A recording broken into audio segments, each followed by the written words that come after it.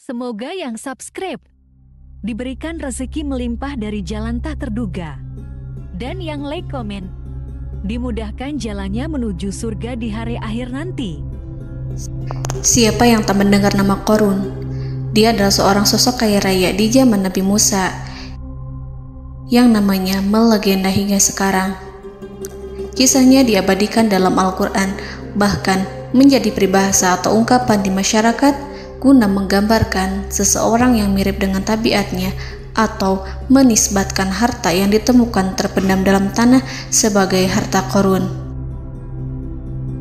Qorun adalah miliarder kaya raya yang hidup sejaman dengan Nabi Musa. Saking kaya rayanya, Qorun setiap kali keluar dari rumahnya, ia didampingi dengan 300 pelayan laki-laki dan 300 pelayan perempuan. Qorun juga dikawal oleh 4.000 pengawal yang diiringi 4.000 binatang ternak ditambah 60 ekor unta yang khusus membawa kunci-kunci gudang penyimpanan harta kekayaannya itu. Itu dilakukan semata-mata sebagai bentuk kesombongan bahwa dialah manusia paling kaya, paling terhormat, dan memiliki pengikut setia. Ia merasa lebih mulia dibandingkan Nabi Musa alaihissalam.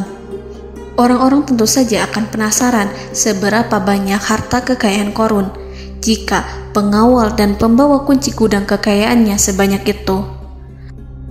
Lalu berapa banyakkah harta yang dimiliki Qorun yang disimpan di dalam gudangnya tersebut? Sebelum saya melanjutkan, dimohon untuk menonton video ini sampai selesai supaya tidak ada kesalahpahaman dalam memahami isi cerita, serta mohon bantu channel ini semakin berkembang dengan cara tekan subscribe dan silakan tinggalkan like serta komen positifnya.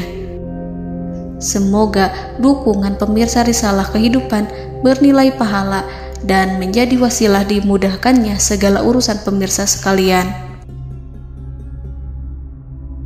Pemirsa Risalah Kehidupan, di zaman sekarang banyak orang yang mengistilahkan rezeki yang tak terduga dengan istilah harta Qorun. Lalu dari manakah sumber harta kekayaan Qorun yang sangat luar biasa itu? Serta di manakah Qorun dan hartanya ditenggelamkan? Siapakah Qorun dan bagaimana kisahnya dengan Nabi Musa? Qorun merupakan kaum Nabi Musa alaihissalam. Disebutkan oleh Ibnu Jurayj, nama lengkap Qorun adalah Qorun ibnu Yashar, ibnu Qahis, ibnu Lawi, ibnu Yakub. Ia merupakan putra paman atau sepupu Nabi Musa alaihissalam. Pasalnya, Nabi Musa alaihissalam sendiri adalah putra Imran, sedangkan Imran adalah putra Qahis. Dengan kata lain, Qorun masih satu kakek dengan Nabi Musa alaihissalam, yakni kakek Qahis. Ia adalah umat Nabi Musa yang taat. Tidak hanya memiliki banyak harta, Qorun juga termasuk orang yang cerdas dan berilmu. Ia menguasai ilmu duniawi dan ilmu ukhrawi, dan tercatat bahwa Qorun adalah ahli di bidang kimia. Dirinya tercatat sebagai ahli kitab Taurat setelah Nabi Musa. Kepandaian Qorun dalam ilmu agama membuat dirinya sering disebut dengan ilmu nawir, atau orang yang memberi cahaya dan penerangan. Suaranya terkenal merdu dalam membaca kitab Taurat. Selain itu, Qorun juga lihai dalam berbisnis. Ia mengetahui trik investasi yang menguntungkan, serta jalur perdagangan internasional yang strategis di zamannya. Kekayaan Qorun begitu banyak, sebagaimana tercatat dalam surat Al-Qasas ayat 76. Sesungguhnya Qorun termasuk kaum Musa, tetapi dia berlaku aniaya terhadap mereka. Kami menganugerahkan kepadanya perbendaharaan harta yang kunci-kuncinya sungguh berat dipikul oleh sejumlah orang-orang yang kuat. Dalam riwayat Kaisamah disebutkan, kunci gudang kekayaan Qorun dibutuhkan 60 bigol atau sejenis kuda kecil. Ukuran kuncinya sebesar jari, bahannya terbuat dari kulit, dan setiap kunci digunakan untuk satu gudang. Maka keluarlah Qorun kepada kaumnya dalam kemegahannya. Para ulama tafsir menjelaskan Qarun keluar dengan mewah diiringi dengan 300 gadis berbaju merah dan 4.000 kendaraan kuda. Tak heran, iring-iringan Qarun itu mengundang decak kagum mereka yang gandrung terhadap harta kekayaan. Sebagaimana yang terekam dalam ayat Al-Quran, moga-moga kiranya kita mempunyai seperti apa yang telah diberikan kepada Qarun. Sesungguhnya ia benar-benar mempunyai keberuntungan yang besar. Quran Surat Al-Qasas ayat 79. Namun tak sedikit kaumnya yang mengingatkan. Ingatlah ketika kaumnya berkata kepadanya, janganlah engkau terlalu bangga, sesungguhnya Allah tidak menyukai orang-orang yang terlalu membanggakan diri atau farihin. Ulama menafsirkan istilah farihin di sana juga berarti takabur, zolim, berbuat kerusakan, arogan, dan tak mau bersyukur terhadap nikmat. Qarun dikisahkan memiliki ribuan kuda yang berisikan emas dan perak. Bila keluar rumah, Qarun selalu berpakaian mewah dan dikawal 600 pelayan dan diiringi 4.000 ekor kuda serta 60 ekor unta yang membawa kunci-kunci gudang kekayaannya. Namun, sayangnya Qarun kemudian membangkang pada Nabi Musa dan menjadi pengikut setia Fir'aun. Mengenai dari mana asal-usul kekayaan Qarun, ada beberapa riwayat yang memberitahukan tentang asal-usul kekayaan Qarun. Sumber pertama menyebutkan bahwa jauh sebelum memiliki kekayaan, Qarun hanyalah seorang lelaki miskin yang tidak mampu menafkahi keluarganya. Anaknya sangat banyak. Lalu suatu ketika Qarun datang kepada Nabi Musa. Ia meminta Nabi Musa alaihi salam untuk mendoakannya agar Allah memberikan harta benda yang banyak. Qarun juga meminta Nabi Musa mengajarinya ilmu kimia dan ilmu-ilmu kehidupan lainnya. Qarun dikenal sebagai orang yang soleh dan mengikuti ajaran Ibrahim dengan baik, sehingga tanpa pikir panjang, Nabi Musa alaihi salam menyetujui permintaannya. Allah Subhanahu wa ta'ala mengabulkan doa Nabi Musa. Qarun diberikan kecerdasan luar biasa dan menguasai ilmu yang telah diajarkan kepadanya. Qarun menguasai teori dan praktik pembuatan emas permata dan beragam perhiasan mewah lainnya. Ia juga pakar dalam ilmu arsitektur, rancangan bangunan, penataan kota, dan lain sebagainya.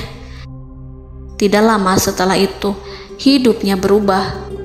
Qarun pun hidup dengan bergelimbang harta. Ribuan gudang yang dimilikinya penuh dengan emas dan perak. Namun, sayangnya, keberuntungan yang didapatkannya membuatnya gelap mata. Qarun mulai hidup dengan penuh pamer, keangkuhan, dan penuh kesombongan. Kekayaan yang diberikan Allah Subhanahu wa ta'ala membuatnya lupa dengan Sang Maha Pemberi. Qarun merasa lebih terhormat dan mulia dibandingkan Nabi Musa. Ia pun akhirnya membelot dan durhaka pada Musa. Ia mengingkari janji-janjinya dulu dan beralih menjadi pengikut Fir'aun yang setia. Loyalitas Qarun terhadap Fir'aun membuatnya diangkat menjadi kepala mandor yang membawahi ribuan pekerja. Dikisahkan bahwa Qarun bersikap semena-mena terhadap para pekerja. Ia tega memotong upah mereka. Ia melakukan korupsi demi membangun istana dan kemegahannya sendiri, dan untuk membangun gudang-gudang penyimpanan harta yang telah ia kumpulkan jauh-jauh hari. Ketika datang perintah zakat, Nabi Musa alaihi salam pergi menemui Qarun dan memerintahnya mengeluarkan zakat sebesar 1 dinar dari setiap 1000 dinar hartanya, 1 dirham dari setiap 1000 dirham, 1 kambing dari setiap 1000 kambing, dan seterusnya. Setelah Qarun menghitung seluruh hartanya, ternyata jumlah zakatnya sangat besar. Kekikirannya pun mulai menghalangi hatinya untuk mengeluarkan zakat. Qarun enggan membayar zakat ketika Nabi Musa alaihissalam menagih zakat yang diperintahkan oleh Allah untuk ditunaikan olehnya. Ketika Qarun dimintai zakat, ia langsung marah dan tidak memberikan sedikit pun kekayaannya. Dia berpikir bahwa harta kekayaan yang dimilikinya didapat dari hasil kerja dan usahanya, dan tidak ada kaitannya dengan siapapun, termasuk Allah Subhanahu wa Ta'ala. Janji Qarun untuk lebih taat beribadah dan membantu sesama jika diberi kekayaan oleh Allah dilupakannya. Dia mempergunakan kekayaannya tersebut dalam kesesatan, kezoliman, dan permusuhan, sehingga membuatnya menjadi sombong dan terlena. Orang-orang beriman pada masa itu sering menasihati Qarun untuk bersyukur atas nikmat yang telah Allah berikan, tetapi dia tidak mengindahkan nasihat tersebut. Dari sikapnya tersebut sudah jelas bahwa Qarun tidak membutuhkan nasihat kebenaran, bahkan merasa tidak takut dengan ancaman Allah. Sebab Qarun merasa sudah memiliki segalanya. Qarun merasa dirinya hebat dan pintar serta punya banyak pengikut setia, punya banyak pengawal dan merasa aman karena dekat dengan Raja Fir'aun. Qarun berkata, "Sesungguhnya aku mendapatkan harta ini karena ilmu yang ada padaku." Qarun sangat sombong. Ia merasa hartanya didapatkannya sendiri tanpa campur tangan dan kehendak Zat yang Maha Kaya, yakni Allah Subhanahu wa Ta'ala. Apakah Qarun lupa ataukah ia tidak tahu bahwa Allah telah membinasakan orang-orang sombong sebelumnya yang bahkan lebih kuat darinya, yang lebih kaya darinya, yang lebih banyak pengawalannya, lebih kokoh dan tak terkalahkan dibanding dirinya? Karena terdorong sifat kikir dan angkuh, maka Qarun membuat rencana untuk melakukan tipu daya agar dia terlepas dari kewajiban membayar zakat. Dia ingin menjatuhkan nama baik dan citra baik Nabi Musa. Kemudian dia mengumpulkan tokoh-tokoh konglomerat Bani Israel. Ia berkata kepada mereka, "Wahai saudara-saudaraku, terhadap apa yang diperintahkan Musa untuk membayar zakat, apakah kalian akan mematuhinya? Sekarang dia hendak mengambil harta yang ada di tangan kalian, maka pikirkanlah suatu cara untuk menghindari perintahnya."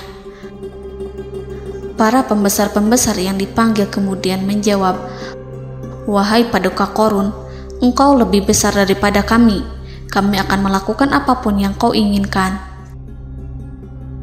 Qarun berkata, "Datangkanlah kepadaku wanita cantik. Aku akan memberinya hadiah besar jika ia berhasil menggoda dan memfitnah Musa." Ketika wanita cantik yang diinginkannya datang, Qarun memberikan kepadanya uang muka sebagai jaminan. Ia akan membayarkan seluruh yang dijanjikannya ketika berhasil menjalankan misinya. Bukan hanya itu, Qarun pun berjanji akan menjadikan wanita ini sebagai istrinya. Keesokan harinya, Qarun mengumpulkan Bani Israel. Setelah itu, Qarun menghadap kepada Nabi Musa seraya berkata, "Orang-orang menanti kedatangan Anda, sampaikanlah saran dan nasihat kepada mereka." Nabi Musa kemudian keluar dari rumahnya. Ia mulai menyampaikan nasihat pada umatnya. Di antara nasihatnya, beliau berkata, "Barang siapa yang mencuri, aku akan memotong tangannya. Barang siapa yang memfitnah, aku akan mencambuknya sebanyak 70 kali. Barang siapa yang tidak mempunyai istri dan dia berbuat zina, maka aku akan mencambuknya sebanyak 70 kali. Adapun barang siapa yang memiliki istri dan ia berbuat zina, aku akan rajam dia sampai mati." Qarun kemudian berkata, "Apakah ini juga berlaku untuk Anda jika Anda sendiri yang berbuat zina? Apakah Anda akan menerima hukumannya?" Kemudian Nabi Musa menjawab, "Ya, meskipun saya sendiri yang melakukannya." Maka kemudian Qarun memanggil wanita yang telah dibayarnya. Wanita itu berdiri di depan Nabi Musa dan Bani Israel yang telah berkumpul, mengaku sedang hamil karena berhubungan badan dengan Nabi Musa. Maka marahlah Nabi Musa atas fitnah kejam yang diarahkan kepadanya. Kemudian Nabi Musa melakukan sholat 2 rakaat, lalu mendatangi wanita itu dan menyumpahnya agar mengatakan siapa yang menyuruhnya. Wanita itu menjadi ketakutan. Ia bergemetar di depan Nabi Musa dan mengaku bahwa yang menyuruhnya adalah Qarun. Lalu wanita itu bertaubat dan meminta maaf kepada Nabi Musa. Seketika Nabi Musa bersujud seraya berdoa kepada Allah agar menimpakan azab kepada Qarun. Allah memberi wahyu kepada Musa bahwa bumi telah dijadikan tunduk kepada perintah Nabi Musa. Kemudian Nabi Musa berkata kepada bumi, "Wahai bumi, telanlah Qarun beserta kekayaannya, habiskanlah semua." Kala itu Allah menurunkan wahyu kepada Musa alaihissalam untuk memerintah bumi apapun yang diinginkannya. Begitu Nabi Musa alaihissalam datang dengan wajah sangat marah, barulah Qarun merajuk, "Wahai Musa, sayangilah aku." Sementara Nabi Musa alaihissalam tak bergeming. Beliau lantas berkata pada bumi, "Wahai bumi, ambillah mereka." Seketika rumah Qarun mulai bergetar. Qarun dan antek-anteknya mulai dibenamkan hingga bagian lututnya. Rumahnya ikut turun sedalam lutut. Qarun kembali merajuk, "Sayangilah aku Musa." Rumahnya kembali berguncang. Kini Qarun dan kawan-kawannya kembali terbenam hingga pusar. Demikian pula rumahnya. Qarun terus merajuk, "Wahai Musa, sayangilah aku." Sementara Nabi Musa alaihissalam kembali meminta bumi, "Wahai bumi, ambillah mereka." Rumah Qarun berguncang lagi, sementara Qarun dan kawan-kawannya terus terbenam hingga bagian tenggorokannya. Demikian pula rumahnya. Qarun lagi-lagi menjerit, "Wahai Musa, sayangilah aku." Namun Nabi Musa alaihissalam tak bergeming.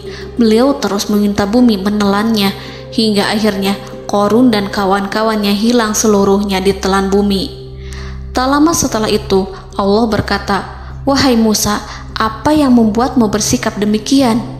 Padahal demi kemuliaanku, andai dia Qarun berdoa kepadaku, niscaya aku akan rahmati.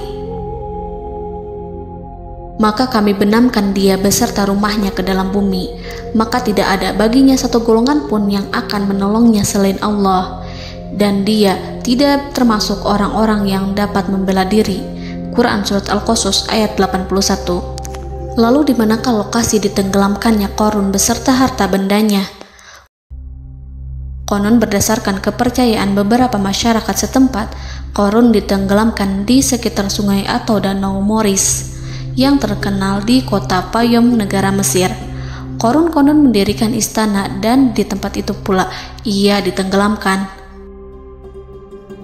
Dahulu, Qarun berkeinginan membangun sebuah istana, namun tidak diizinkan oleh Fir'aun jika istana itu dibangun di samping istana Fir'aun.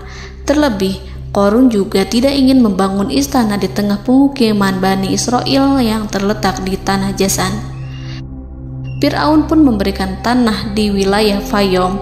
Kemudian di tepi sungai Payom inilah Qarun membangun istananya yang megah, dan di dalamnya ia membangun Al-Khunuj,